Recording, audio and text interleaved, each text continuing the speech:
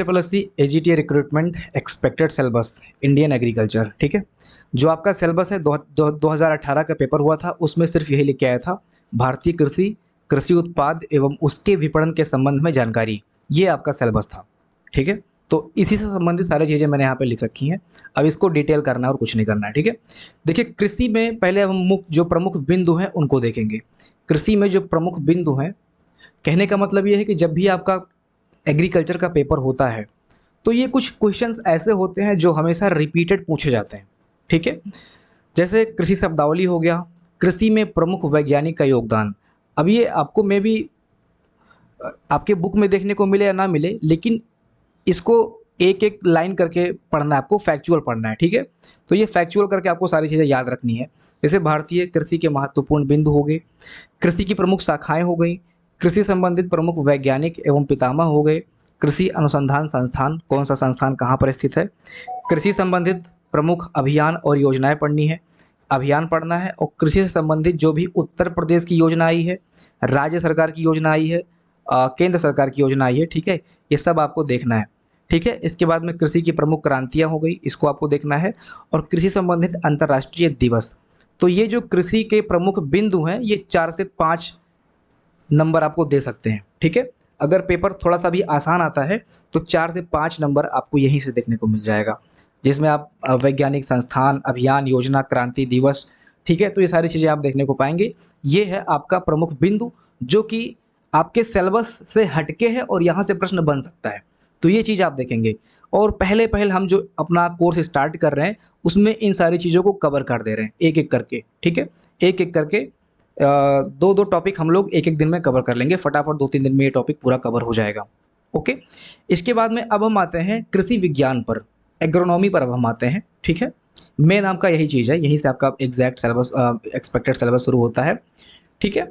तो कृषि विज्ञान में आपको क्या क्या पढ़ना है, देखिए, कृषि अर्थशास्त्र, सांख्यिकीय डेटा, जो करंट डेटा है, करंट अफेयर का डेटा है, ये चीज़ आपको ध्यान रखना है। 2 से 3 नंबर कुछ ऐसे टॉपिक होंगे जो कि करंट से रिलेटेड होंगे। जैसे उत्तर प्रदेश में जो कृषि का बजट वगैरह है, इसको केंद्र सरकार में कृषि से एक संबंधित कौन से अभियान चल रहे हैं, कौन सा योजना कितने बजट का है, ठीक है, कहाँ कहाँ पर अप्लाई किया गया है। तो कुछ जो सांख्यिकीय डेटा है, जो करंट डेटा है, ये आपसे आपकी परीक्षा में पूछा जाना है, ये निश्चित है। इसके बाद में कृषि में अब हम फसल से संबंधित कौन कौन से प्रश्न पूछे जाएंगे, इनको डिटेल कर लेते हैं, ठीक है। देखिए, फसल एक महत्वपूर्ण टॉपिक है एग्रीकल्चर का, तो फसल से संबंधित जितने महत्वपूर्ण टॉपिक है उनको आपको देखना है। अब देखिए, मैंने यहाँ पे सारी चीज़ें लिख रखी हैं फसलों से संबंधित, ठीक है। अब आप कहोगे, अरे सर, इतना बड़ा टॉपिक, इतना मतलब सिलेबस, आप तो पूरा बुक ही लिख दे रहे हो। मैंने आपको बताया था, मैंने आपको बीएससी का जो सिलेबस था उसको दिखाया था, मैंने इसलिए वहाँ पर उसको दिखाया था कि आपको एक एक घंटे में सारे टॉपिक कवर करने हैं। अब एक घंटे में आपको यहाँ पर पीएचडी नहीं करनी है किसी टॉपिक पे, ठीक है। विभिन्न फसलों के एमएसपीज आपको चेक करना है, विभिन्न फसलें, उनकी किस्में एवं संकर प्रजाति आपको पढ़ना है।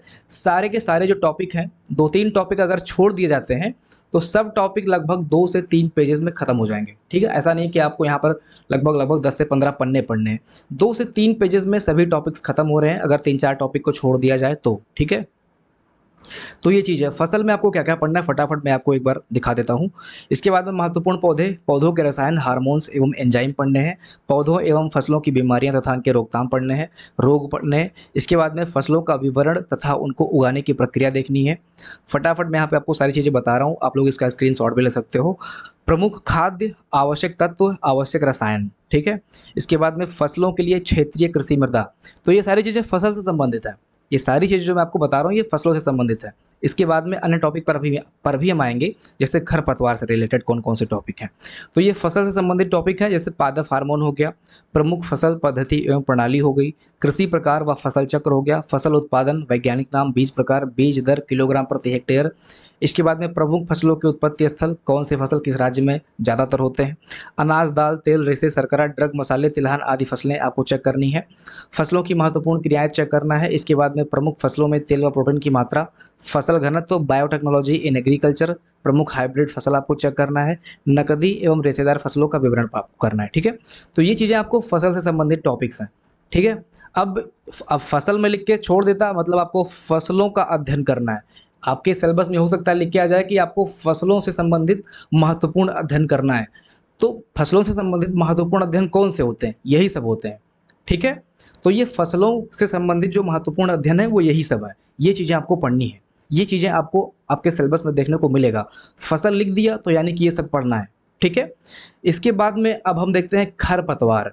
ये महत्वपूर्ण टॉपिक है, यहाँ से 2 से 3 नंबर भी आपको देखने को मिल सकता है, ठीक है। 2 से 3 नंबर आपका यहाँ से बनेगा। खरपतवार में आपका इसका वानस्पतिक प्रवर्धन पढ़ना है, ठीक है। खरपतवार जो वनस्पति से रिलेटेड होते हैं और वनस्पति की वजह से एम्प्लीफाई होते हैं, वनस्पति की वजह से ये अपना विकास करते हैं, बढ़ते हैं, ठीक है। तो इसी को बोलते हैं वानस्पतिक प्रवर्धन। इसके बाद में फसल खरपतवार, कीट एवं कीटनाशी तथा खरपतवारनाशी, ये आपको पढ़ना है। फसल खरपतवार, कीट एवं कीटनाशी तथा खरपतवारनाशी, ये आपको पढ़ना है। खरीफ, रबी तथा जायद के जो खरपतवार हैं इनको चेक करना है। खरपतवार व उनके वानस्पतिक नाम को चेक करना है। खरपतवार प्रबंधन आपको चेक करना है, ठीक है। तो ये सारे टॉपिक्स हैं जो खरपतवार से संबंधित हैं। ये खरपतवार आप अन्यथा मत लीजिएगा, यहाँ से 2 प्रश्न आपको देखने को जरूर मिलेंगे, ठीक है। इसके बाद में जो अन्य टॉपिक हैं वो कौन कौन से हैं जो इंपॉर्टेंट हैं। अन्य टॉपिक में आपको कार्बन नाइट्रोजन अनुपात चेक करना है, ठीक है। खेतों के प्रमुख खाद व उर्वरकों में उपस्थित तत्वों का विवरण चेक करना है। सिंचाई आपको ढंग से पढ़नी है, सिंचाई व्यवस्था भारत की, उत्तर प्रदेश की, सारी चीज़ें आपको देखनी है। सिंचाई का मापन, जल निकासी प्रबंधन, ये चीज़ें आपको सिंचाई से संबंधित चेक करनी है, ठीक है। तो ये अन्य टॉपिक हैं जो कि इंपॉर्टेंट हैं, जो कि आपके सिलेबस में हो सकते हैं। इसके बाद में हाँ, कृषि यंत्र भी चेक कर लेना, अन्य में आपका कृषि यंत्र भी आता है। इसके बाद में अगर हम पशुपालन की बात करते हैं, मोस्ट इंपॉर्टेंट टॉपिक, ठीक है। आजकल हर एग्जाम में पशुपालन से संबंधित प्रश्न जरूर पूछे जाते हैं। पशुपालन में आपको पशुपालन तथा इसका कृषि महत्व क्या है, कुक्कुट पालन, मधुमक्खी पालन, सुअर पालन, अब ऐसे से करके कई सारे और पशु होते हैं और उनका पालन। तो मैंने यहाँ पर लिख रखा है अन्य पशुपालन, कुक्कुट, मधुमक्खी, सुअर, ठीक है, गाय, भैंस, जो भी चीज़ें हैं उनको आप अन्य पशुपालन में मेंशन कर सकते हो। और भी कई सारे तरह के पालन होते हैं, ठीक है। इसके बाद में आपको पशुपालन के अंतर्गत डेयरी फार्मिंग पढ़नी है, पशु प्रजनन, स्तनपान की फिजियोलॉजी, दुग्ध उत्पाद, मांस और इसका उत्पाद, एक्सपोर्ट इंपोर्ट, सारी चीज़ें आपको चेक करनी है। इसके बाद में पशु नस्ल में जैसे गाय, भैंस, बकरी, भेड़ इत्यादि, इनकी नस्लें आपको चेक करनी है। चारा उत्पादन, पशु के रोग, लक्षण, उपचार और इनकी औषधि क्या क्या है ये आपको चेक करना है। पशुओं में पाए जाने वाले विषाक्त पदार्थ आपको पढ़ने हैं। पशु आहार और अधिकार, पशुपालन प्रबंधन, ये आपको पशु से संबंधित सारी चीज़ें पढ़नी है, जिसको हम बोलते हैं एनिमल हस्बेंड्री।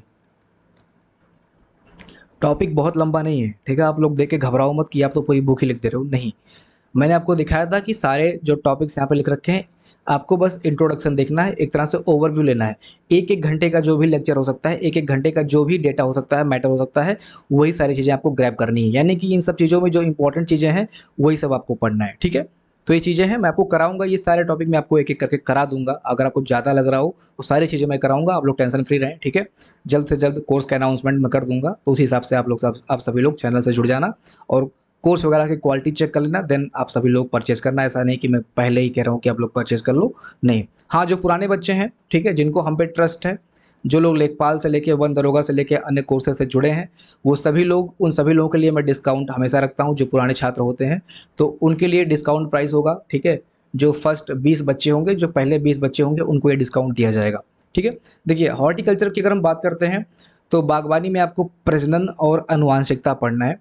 बागवानी में प्रजनन और आनुवांशिकता यानी कि पौधों से संबंधित, पौधों पेड़ों से संबंधित जो प्रजनन और आनुवांशिकता होता है, इसको चेक करना है।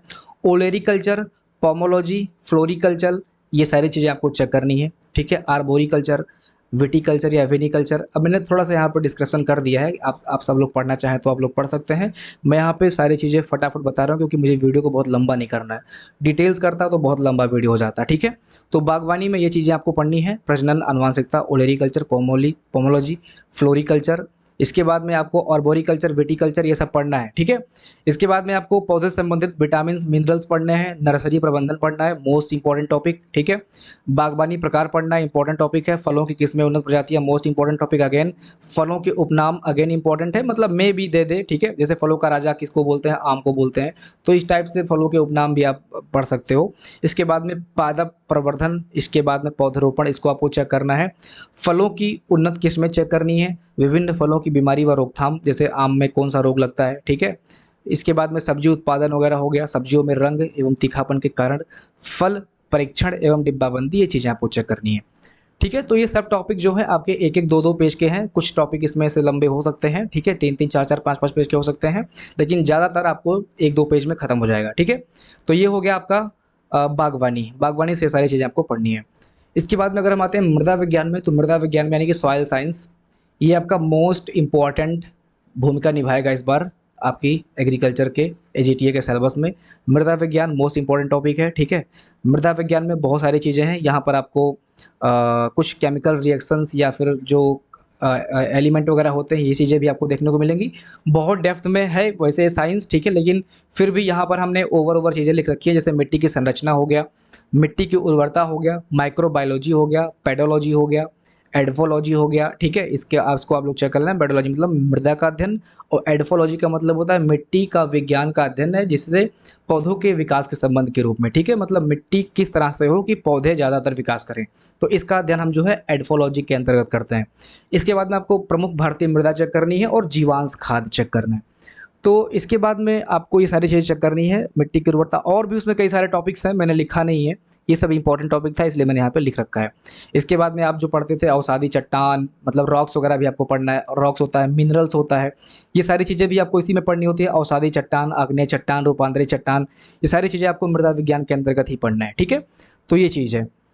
इसके बाद में अन्य में आपको क्या देखना है, जो और मोस्ट इंपॉर्टेंट टॉपिक हो सकते हैं, इसको आपको अभी नहीं पढ़ना है। हाँ, डेयरी फार्मिंग आप पढ़ सकते हो, ठीक है, इसको आपको नहीं पढ़ना है अभी। कृषि एग्रीकल्चर, कृषि इंजीनियरिंग, जो मैंने आपको बताया था कि ये चीज़ें मैंने लिख नहीं रखी है, तो इसको मैंने अन्य में मेंशन कर दिया है। कृषि इंजीनियरिंग हो गया, कृषि वानिकी हो गया, अगर ये आपके सिलेबस में आता है तो तुरंत आपको प्रोवाइड करा दूंगा, ये कंप्लीट टॉपिक मेरे पास पड़ा हुआ है, ठीक है। बहुत बढ़िया से मैंने सारी चीज़ें कृषि वानिकी में लिख रखी हैं। इसके बाद में डेयरी फार्मिंग हो गया, कृषि प्रौद्योगिकी हो गया, जैविक खेती, जैविक भोजन हो गया, ग्रीन खेती मतलब हरी खेती हो गया। इसके बाद में एक्वाकल्चर हो गया, ये भी मोस्ट इंपॉर्टेंट है, ठीक है। एक्वाकल्चर काफ़ी इंपॉर्टेंट है, ग्रीन खेती भी आपको इंपॉर्टेंट देखने को मिल रहा है, ठीक है। तो सब इंपॉर्टेंट है, ऐसा नहीं कि यहाँ पर हम कुछ अवॉइड कर सकते हैं। तो ये है आपका एक्सपेक्टेड सिलेबस। अब किसी को शिकायत नहीं करना है कि सर आपने पूरी बुक बता दी। मैं कई बार आपसे कह रहा हूँ कि ये सब इंपॉर्टेंट टॉपिक हैं। और वन दरोगा का जो पेपर हुआ था उसमें कंप्लीट इन्वायरमेंट पूछा गया था, वहाँ पर भी देखने को 26 टॉपिक मिले थे, लेकिन जब इसको पढ़ाया गया, मैंने खुद पढ़ाया था कंप्लीट वन दरोगा, वहाँ पर लगभग 50 प्लस टॉपिक निकल के सामने आए थे, ठीक है। 50 प्लस टॉपिक निकल के सामने आए थे। तो कहने के लिए 26 टॉपिक होता है, लेकिन बढ़ते बढ़ते जब आप इसको विभाजित करते हैं, जब आप इसको पढ़ाते हैं, तो वो सब टॉपिक्स के रूप में बढ़ता जाता है, बढ़ता जाता है। इस तरह से लगभग 50 प्लस टॉपिक निकल के सामने आया था। तो अगर आप यहाँ पे कैलकुलेट करेंगे तो वही लगभग 40-50 टॉपिक यहाँ पर भी होगा, और ये सारी चीज़ें इंपॉर्टेंट हैं, ये सब चीज़ें आपको पढ़नी है। अब आपको पता है कि पशुपालन आपका सिलेबस है, अब पशुपालन में आप क्या पढ़ोगे? अगर 5 नंबर का पशुपालन पूछा जाना है तो यही सब तो पढ़ना है। अगर बागवानी आपको पढ़ना है तो क्या पढ़ना है बागवानी में? यही सब चीज़ें पढ़नी है, ठीक है। मृदा विज्ञान में आपको क्या पढ़ना है? यही सब पढ़ना है, ठीक है। तो ये सारी चीज़ें हैं, आप लोग निश्चिंत रहें, ये आपका एक्सपेक्टेड सिलेबस है। आप सब लोग इस पे काम करना शुरू कर दीजिए। मैं फटाफट जितनी जल्दी हो सके आज शाम तक जो कोर्स वगैरह है इसकी सूचना दे दूँगा, ठीक है। बहुत ही अफोर्डेबल प्राइस में सारी चीज़ें आपको मैं प्रोवाइड कराऊंगा। इंग्लिश एंड हिंदी दोनों लैंग्वेज में सारी चीज़ें चलेंगी, तो आप लोग निश्चिंत रहें, लैंग्वेज इशू नहीं करेगा, ठीक है। तो ये सब चीज़ें हैं। आप लोग एजीटीए की तैयारी के लिए आप हमारे चैनल से जुड़ें, हो सके तो वीडियो को शेयर करें, टेलीग्राम चैनल ज्वाइन करें। जो भी इंपॉर्टेंट क्वेश्चंस होंगे उनको उनका जो कम्युनिटी बॉक्स है वहाँ पर मैं पोस्ट करना शुरू कर रहा हूँ एग्रीकल्चर से रिलेटेड, तो वहाँ पर भी आप क्वेश्चंस को अटेंड करते चलें, ठीक है। सो मिलते हैं अगले सेशन में, अपना ध्यान रखिएगा। जय हिंद।